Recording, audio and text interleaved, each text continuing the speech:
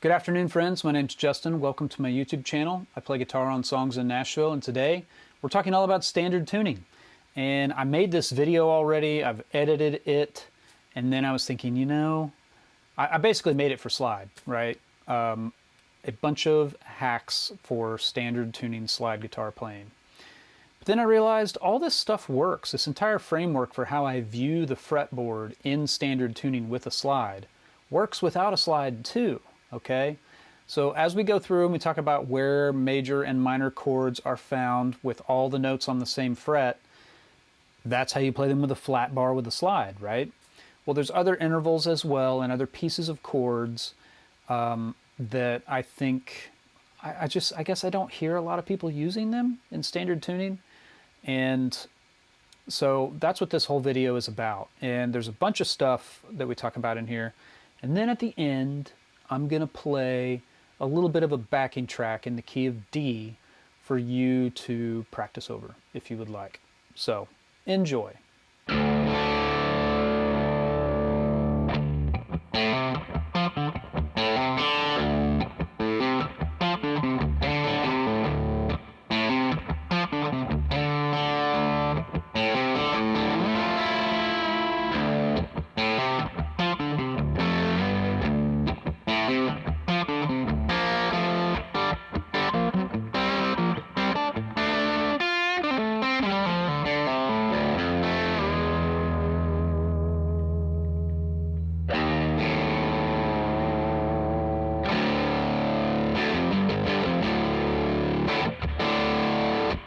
So, what I want to talk about in this video is just some hacks for playing slide in standard tuning.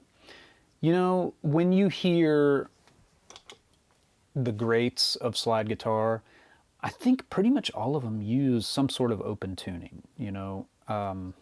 For me, I think my absolute favorite is Cooder, and he's often in open E or open G. All that means is that you tune your strings so that low to high, it spells that major triad. So if you're tuning it to open E, it's going to be E, B, E, G sharp, B, E, low to high. It's like you're playing this open E major shape, but you get that with just all 6 strings open. So the beauty of that is that with a flat bar, you can play that entire chord, and sometimes actually with a totally straight bar and a radiused fretboard, it's hard to get all 6 strings to speak, but that's okay because you don't need to play that dense and clustery of voicings anyway, right? So the cool thing about open E is just having this like beautiful major chord and pieces of that chord that you're able to just ring out together in this nice in tune harmonized thing. It's so cool when somebody especially goes up to the 12th fret and it's just harmonically ringing and it's really rich, you know. The other open tuning that's really popular is open G. And so open G, you have to retune 3 of your strings. You tune your E down to D, you tune your A down to G, and then you tune this high E down to D as well. You actually only have to retune 3 strings for open E also. You just tune your A string up a whole step to B, your D string up a whole step to E, and then your G string up a half step to G sharp to get that major third for the E chord. Well, having said all of that, being on sessions, needing to dial stuff up really quickly, it just became sort of a thing for me to play in standard tuning, you know. And so in standard tuning, you have some options that you don't have in open tunings, okay? We're going to talk about that. Most of your strings are in pairs of fourths, right? So I spend a lot of time in standard tuning playing pieces of chords that exist in fourths. For example, in the key of G, I'm in drop D tuning. Let's just go to true standard real quick. Okay. Now I'm in actual standard tuning, all right? So to play a G chord, there's basically 2 places that I can play a G triad. That's one without the slide. That's the fourth, third, and second strings open. That spells a G major triad, okay? Anytime you play the three notes G, B, and D together, you are playing a G major triad, no matter what order those notes are in. So those notes happen together, wide open, right? That's a G chord. Well, that means that I can play the same thing at the 12th fret, right? And since they're all open, then they all exist right on the 12th fret.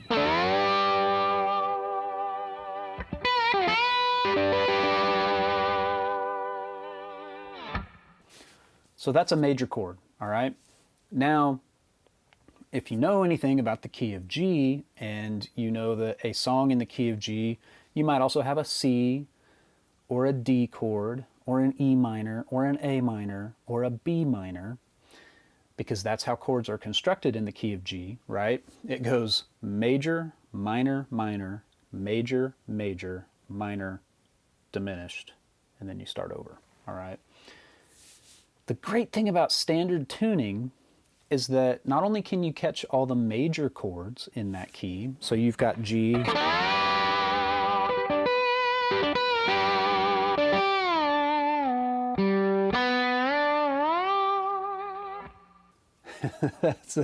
that's the beginning of the national anthem, right? Anyway, so that G chord's there and here. Well, our 4 chord, our C chord, exists a fourth up from our 1 chord. Well, that's also true up here, right? And then our 5 chord exists a whole step up from our 4.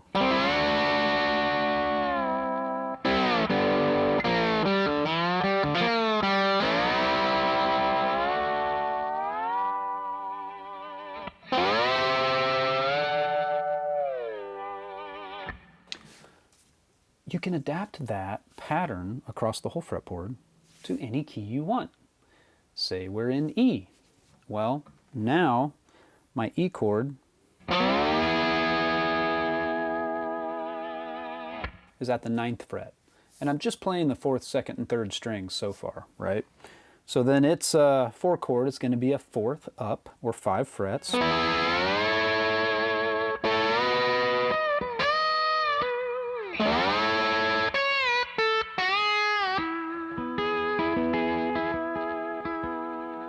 Let's pick another key. How about B flat?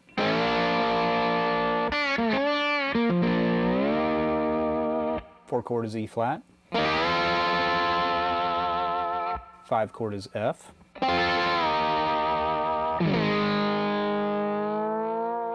The flat 7 would be A flat, right? If you want to go a little bluesy with it.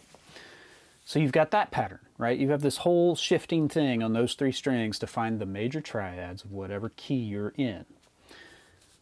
Well, the beauty about standard tuning, and this is not true of open E, it's also not true of open G, you've got 3 strings that make up a minor triad as well, okay? So let's go back to the key of G, our 1 chord. G, B, D, also here. G, B, D, right? Low to high, it's D, G, B. Well, your relative minor is on the same fret.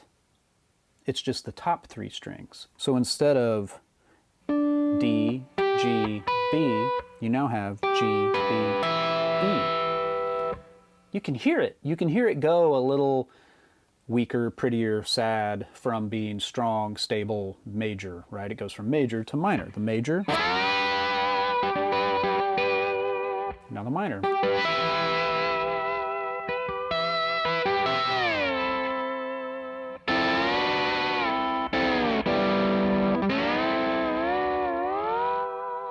So those are your 3 major those are your 3 minor triads in the key of G.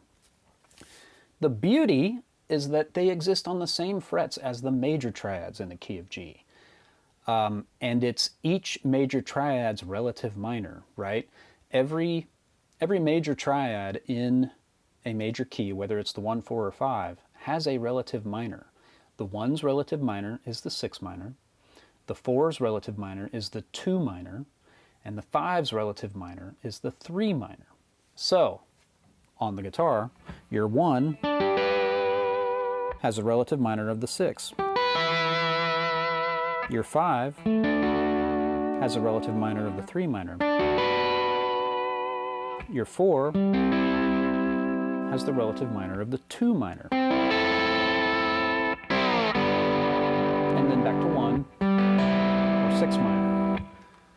So with a flat bar, you can play every chord in the key except for the half diminished. Well, I get it's a diminished triad, but if you add the 7, it becomes a half diminished. Okay. Anyway, getting ahead of ourselves. That's the beauty of standard tuning with slide, is that you can catch every major and minor triad in any key. It just depends on whether you're using a flat bar on the 4th, 3rd, and 2nd strings, or the 3rd, 2nd, and 1st strings. So, knowing what we know about chords, we can also find pieces of major chords in other places. One of my favorite things is to play a major chord as a triad. And then if I go from the 3rd of that chord up to the 5, this is the octave.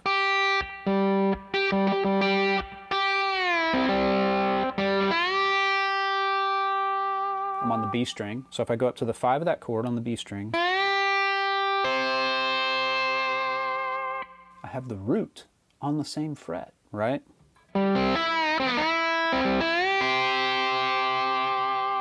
So I get this really high-voiced dyad, right? It's just a 2-note voicing of that same chord. It's the root in the 5th, but because my guitar is tuned in 4ths, it's not going to be a power chord with the root on the bottom. It's going to be an inverted power chord, or a perfect 4th with the root on the top in the high voice, right? So if I go up here, I now have root, 5th, 3rd, root, 5th, and I can keep going with that pattern. Down here to the 3rd, root, 5th.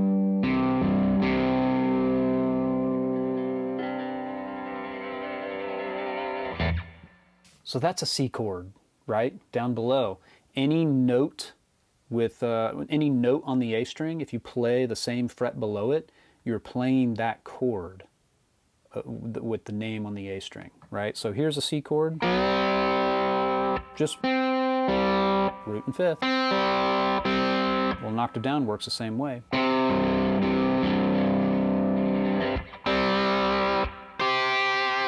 And the octave up, right, on the top 2 strings.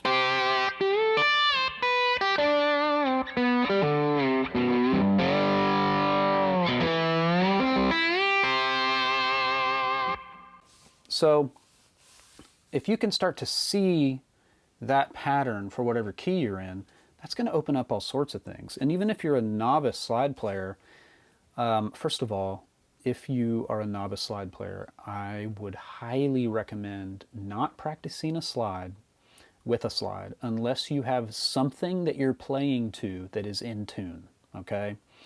Because if you don't have any frame of reference and it's just you playing with it, it's going to be ultra discouraging. And it's also not going to help you develop your ear. Slide playing is as much about your ear as it is about your hands. And it's also deals with your eyes too. You're not staring at your left hand, but you're looking ahead to where it's going. Okay? Remember that. Look ahead to where it's going. Like if I go from C to F, it's second nature for me at this point, but I'm not staring at my hand. I'm not watching it the whole way. I'm looking ahead to it so that when I can move faster to that location.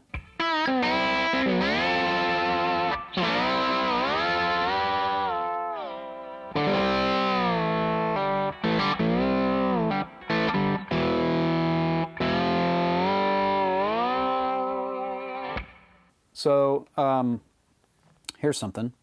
Just because of the way the strings overlap and because of how a lot of your string pairs are tuned in 4ths, you have options for playing the same thing with either a darker, thicker voice or a brighter, thinner voice. Here's what I mean.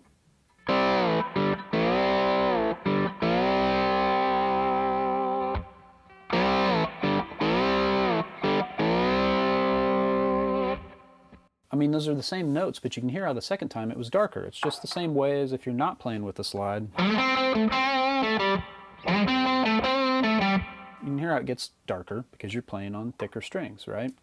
The nice thing about slide playing and standard tuning is that it's not a deal breaker for emulating some of the licks and phrases that all the greats who played in open tuning have, right? Like you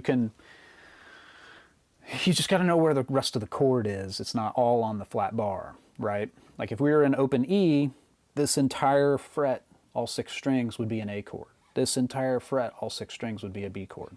12th fret up here would be an E chord, right? And I can slide in and out of different notes and harmonize right with it, and it's no problem. Well, in standard tuning, let's go back to the key of G. In open E tuning, this would be a G chord all the way across. Well, in standard tuning, we know that it's not.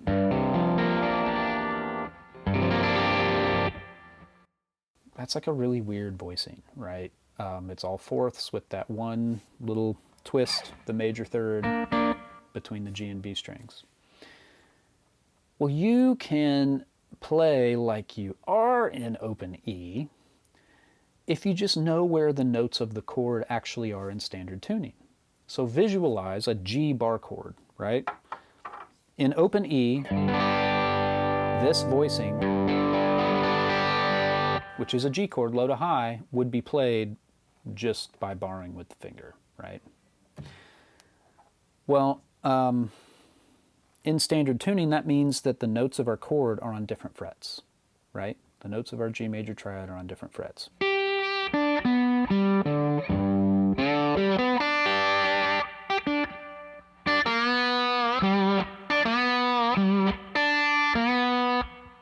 So you can play stuff like there because I have the root and the major third on the same note up here. I can play a third together. Well, down here,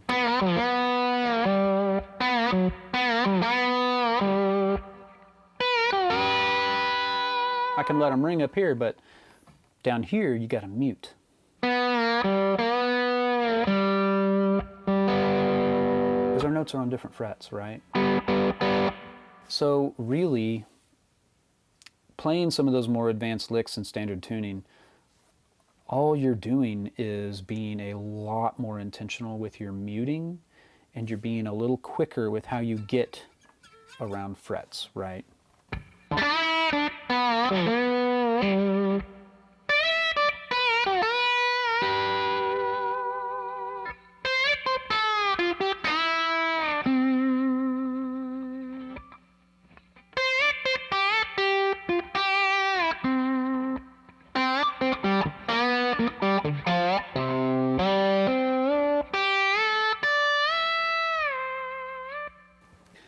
To recap, you've got major triads here, 4th, 3rd, and 2nd strings. You've got the minor, the relative minor of that chord on the top 3 strings. D, B minor, E, C sharp minor, 11th fret, F sharp, D sharp minor, right? G, E minor, A, F sharp minor. It's any major chord has a relative minor that is 3 frets lower or 3 half steps away, right? So A down to F sharp minor, that's down 3 half steps. G down to E minor, that's down 3 half steps. So those all exist together on the same frets, but you also have this option of playing something over your major triad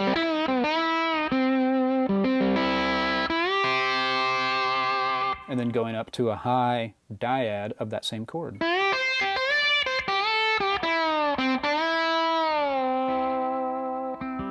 Same thing over D.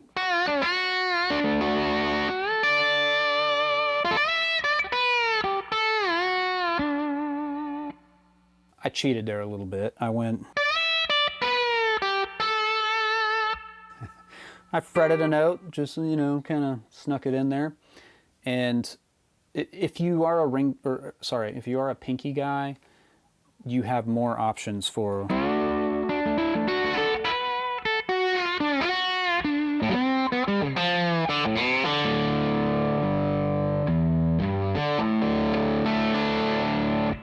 I'm terrible with the pinky, but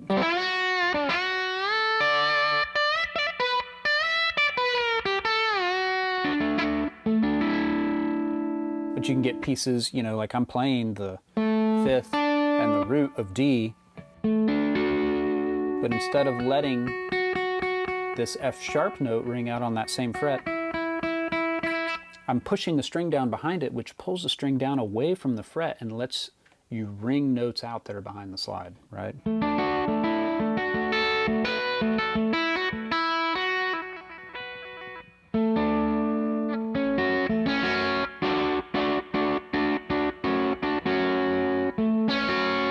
So you can go, I mean, the idea, and I'm not good at this, the idea is that you go from a D chord to an A chord,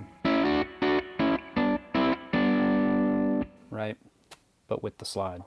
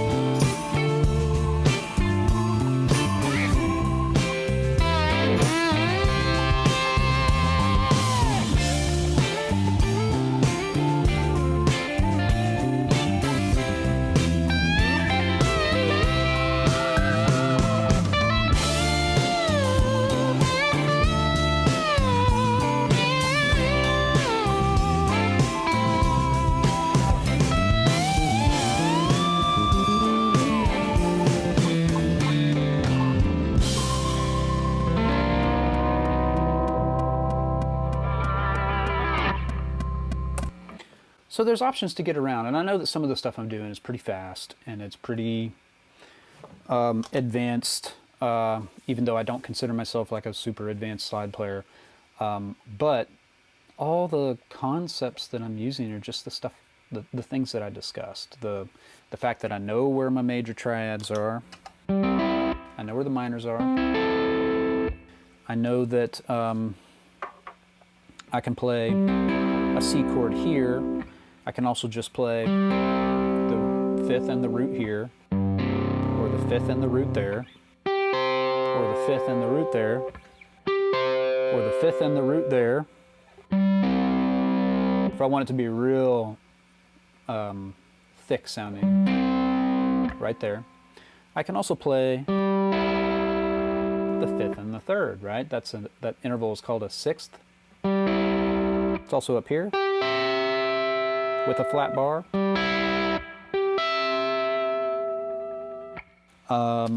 For my D minor chord, I can play 5th and the root, 5th and the root, 5th and the root, or the full triad.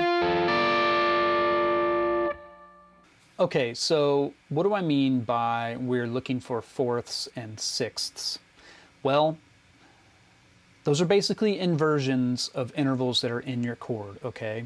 And when you invert an interval, all you're doing is taking the notes and flipping them around. So instead of G with a B above it, making a major third, G, A, B, you're now going B up to the octave of the G, right? So instead of a major third, it becomes a minor 6th, all right? There's a rule of thumb for intervals when you're inverting them, okay? Major intervals become minor, perfect intervals remain perfect, and the numbers add up to 9. So thirds become 6ths because 3 plus 6 is 9. 4ths become 5ths because 4 plus 5 is 9. Seconds become 7ths because 2 plus 7 is 9. Unison and octaves, you can think of an octave as an 8, perfect 8, and a unison as a 1. 1 plus 8 is 9. That's just an easy way for me to think of it. So if I've got a major third, I'm tuned down a whole step on this guitar, so this is a G.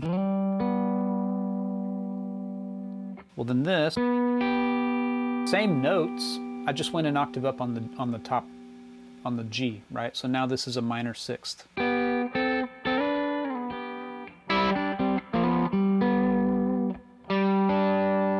that's a perfect fifth. G to its 5, D. Well, then if I go up here, a little bit sour, actually. Well, that's a fourth, but it's an inverted fifth that exists in your chord, okay?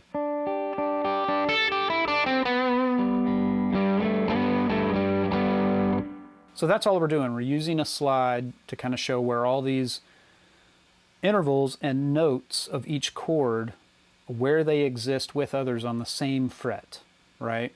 So your fifth and your root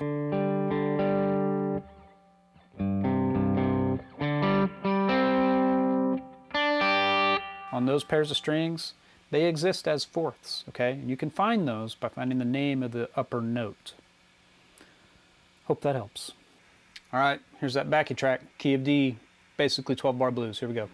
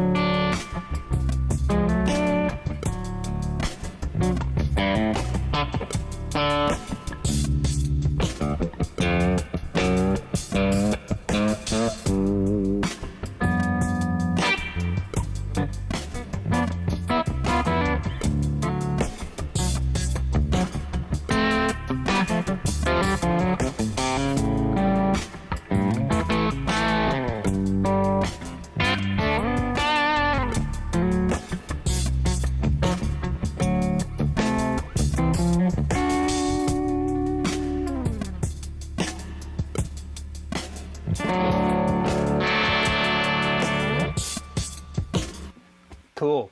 Yeah, so, you know, play over that, loop it, get yourself a slide, play the triads, play simply, pull in and out of the major third, you know, on the G and B strings with your root ringing together the way that we discussed. See you later.